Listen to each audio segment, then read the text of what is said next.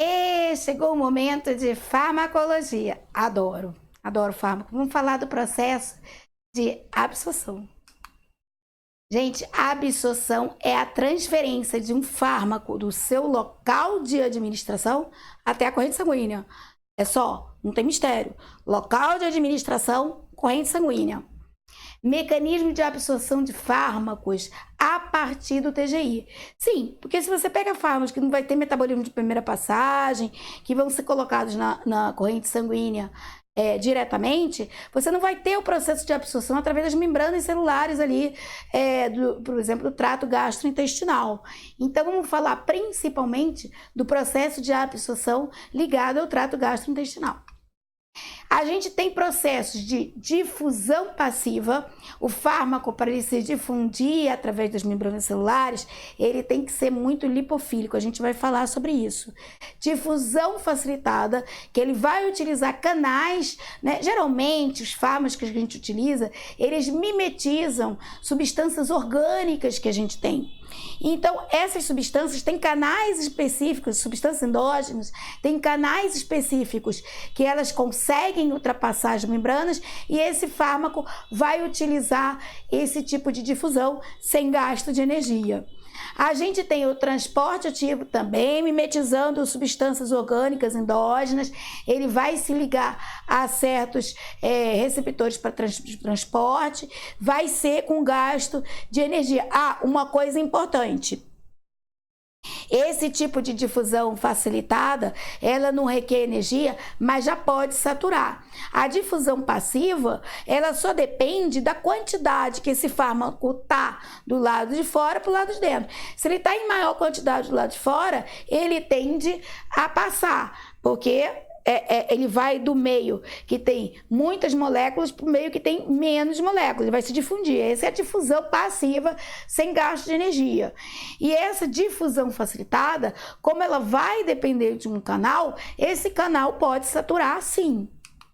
Aqui o transporte ativo, como eu estava dizendo, ele vai depender de ATP para funcionar. É também saturável, porque não é um canal, não tem um determinado número desses canais, então pode saturar. Endocitose e exocitose, ela faz o transporte do fármaco excepcionalmente grande através da membrana celular. Tem muitos patógenos que utilizam esse transporte para entrar dentro da célula. A gente tem aqui uma parte importante da farmacologia, que é a capacidade do fármaco ele ser lipossolúvel ou não, ou hidrossolúvel. Concorda comigo que, fármacos são ácidos e bases fracas.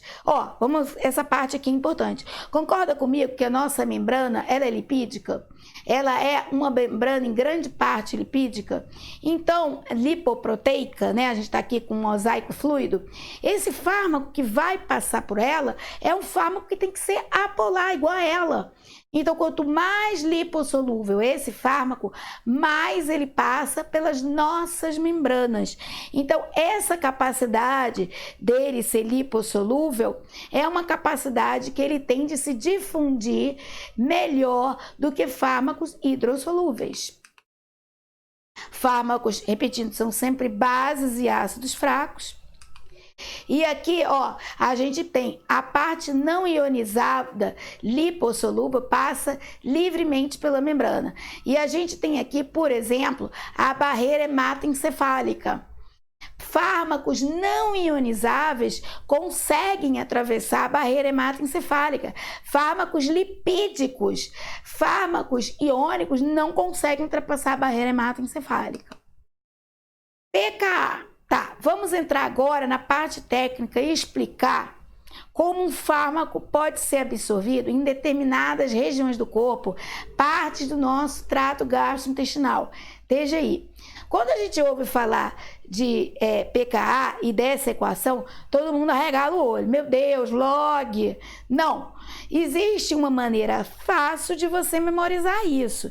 Você não precisa fazer a conta lá usando log para você saber aonde aquele fármaco vai ser mais absorvido, onde ele vai ser absorvido de fato, tá? O pKa é quando metade do fármaco tá ionizado, hidrossolúvel, mais fácil de entender, e metade não ionizado, lipossolúvel, tá? Então a gente tem aqui, vamos pegar um fármaco qualquer, aspirina. A aspirina tem um pKa de 3,8. Em um meio onde existe 3,8, como eu falei, 50% dele vai ser absorvido e 50% não vai ser absorvido. Por quê? 50% vai ser absorvido porque é lipofílico e 50% não vai ser absorvido pelo trato gastrointestinal porque é hidrofílico. Entenderam? É isso daí? Tá correto? Então, aqui em 3,8, 50 vai ser absorvido. Você tem ali uma biodisponibilidade de 50% desse fármaco. Tá, esse fármaco é o quê? 3,8, se você transformar em pH, essa regrinha é fácil. Se você transformar 3,8 em pH, é um pH o quê? Ácido, não é? Então, quanto mais ácido meio, menos hidrofílico, menos polar, mais lipofílico esse fármaco é. Então, quanto mais o pH ácido, mais esse fármaco vai ser absorvido do trato gastrointestinal. Gente, se quanto mais o meio ácido, mais absorvido ele é, porque ele é um fármaco ácido, você tem que ver. Ele é um fármaco com pKa de 3,8. Então, aonde que ele vai ser absorvido? Mais no estômago. No intestino, não. O intestino é alcalino, certo? Ó, tá bom? Agora vamos ver o contrário. Uma droga, aquela droga ali, tá? Não sei qual é o nome, tá em inglês? Dane-se, vamos lá. pKa de 7,42. É um pKa básico. 50% dele com pKa de 7,4. Tá? Lipossolúvel, absorvível pelas membranas celulares, que são lipoproteicas, e 50% não tá. Então, aonde esse sujeito vai ser absorvido? Se ele tem um pKa de 7,4, quanto mais básico o meio, mais lipossolúvel ele é, mais absorvível ele é. Então, ele é mais absorvido no intestino. Fechou? Ó. Tá? Vamos pegar um antidepressivo que muita gente toma, duloxetina, o famoso Velija. Eu gosto desse antidepressivo, acho ele muito bom. Bom, ele é um recaptador seletivo da serotonina e da norepinefrina. Não interessa agora, a gente vai falar sobre ele em antidepressivos.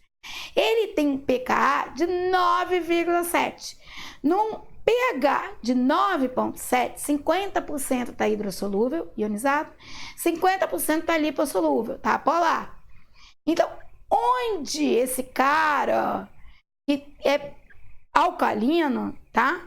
Ele vai ser absorvido, que ele fica mais absorvível em meio alcalino, porque o pKa dele é 9,7.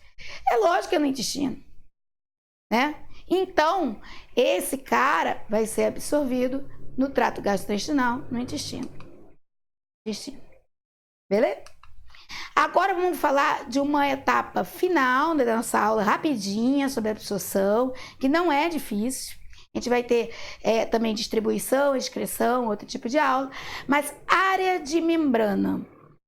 Quanto maior a área de membrana, né? Porque quanto maior o percurso que aquele fármaco vai fazer para sair daquele meio, quanto mais ele ficar naquele meio e quanto maior a área de membrana, por exemplo, do intestino, maior a absorção daquele fármaco. Menor em um meio que tem uma área menor, maior em um meio que tem área menor. Esses são os fatores que interferem na absorção do fármaco. A absorção, o principal é isso. Se eu achar outros critérios, aí eu coloco nas próximas aulas. E a gente ainda vai ter sobre excreção, sobre excreção do fármaco, distribuição, tudo certinho. Ligação a proteínas plasmáticas, que é muito importante, tá bom? Beijo, obrigada.